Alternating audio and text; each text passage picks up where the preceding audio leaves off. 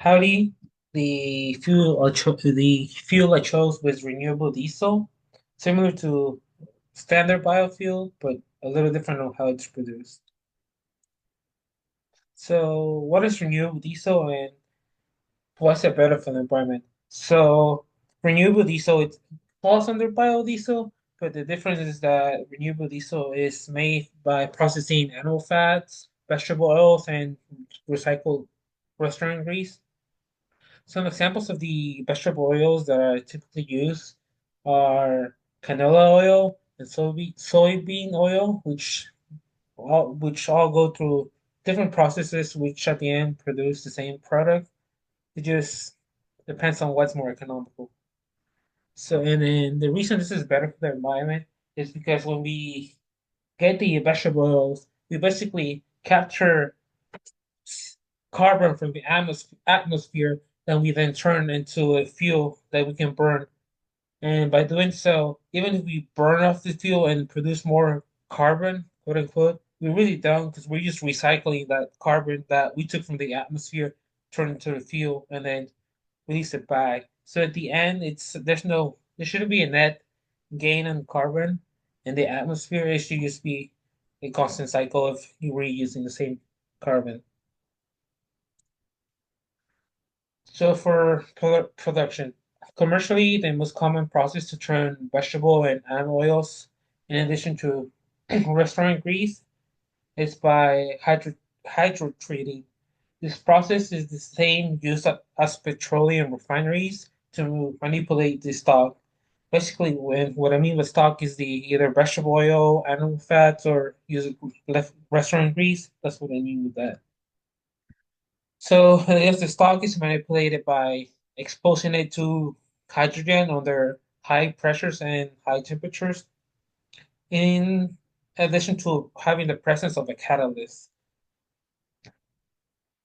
In addition to this process, we also have gasification, where biomass is thermally converted into syngas, and then a catalyst is used to convert it into hydrocarbon fuels. Other processes. Sorry for the spelling there. I was not checking. Okay, sorry. Other processes that are being studied are biological sugar upgrading, catalytic, catalytic conversion of sugars, pyrolysis, and hydrothermal processing.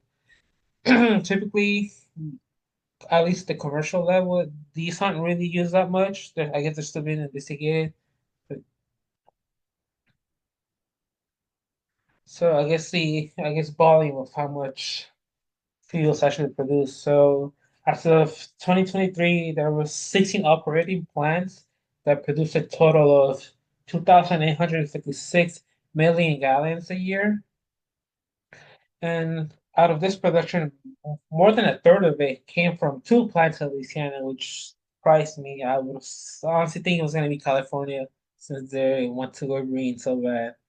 But no, those two plants produce 982 million gallons per year and 470 million gallons per year, respectively.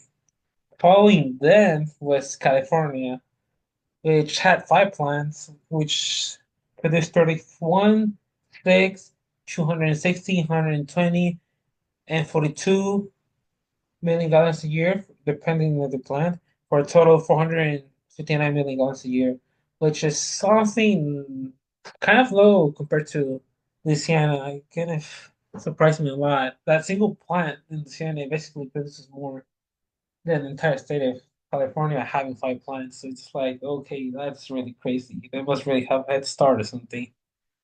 Then and he's following this trend with the other plants comparing California. A lot of the other plants only produce 100 to 200 million gallons a year. There's like in between. It's kind of a crazy range. There was a plant that only produced 3 million gallons a year, which is like, okay, this plant might be new, it might be really small, which is probably what drives I guess, the skewness of these numbers a little bit, comparing just plants and their production. Probably Louisiana has bigger plants, probably older with more experience. Is better, I guess, it's positioning globally too. They have the ports where they could probably get in more raw products like from just raw. I guess yeah, just raw products that can be used to produce the fuels. I guess comparing the renewable diesel to I guess regular I guess biodiesel. So I guess renewable diesel meets the specifications of ASTM D975, which is basically 13 different tests alone. There's not a specific, like one single test, it's just a series of tests. I think it's 13 if I remember correctly. And apparently with this classification, it could be used as a hydrocarbon fuel by itself. Like you could use it, just get produce it, use it as it is.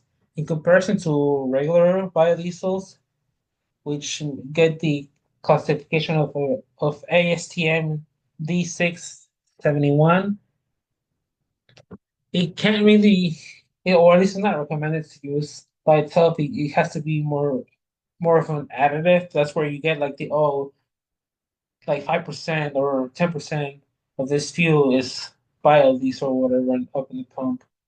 Kind of like E85, where you get that up to a certain percentage is comes from ethanol produced from corn, kind of like that. And I guess other comparisons between regular biodiesel and renewable diesel, it's that biodiesel, it's since it has a lower grade, it has some contaminants here and there. And so we when we compare regular, I guess we have a comparison of number two diesel with B5 biodiesel, which is up to 5% biodiesel. They perform about the same on cold conditions, which is because of those impurities, they tend to produce crystals once they get cold enough. This can be problematic up at the north, especially like cold places like Alaska, where the fuel can literally start freezing.